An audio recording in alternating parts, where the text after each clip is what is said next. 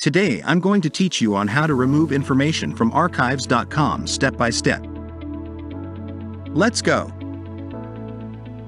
Step 1. Go to archives.com/optout. Step 2.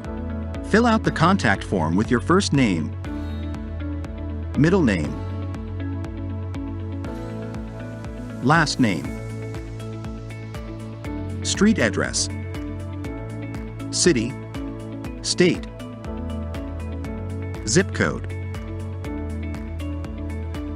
phone number, and email address.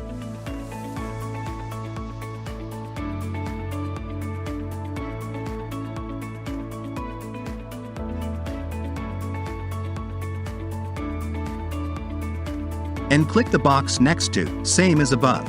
In the Additional Information box, put your message and your reason why you want to remove your personal information from their website. Click the Yes, I agree to the opt-out policy, and finally, press the Submit button with a satisfying click.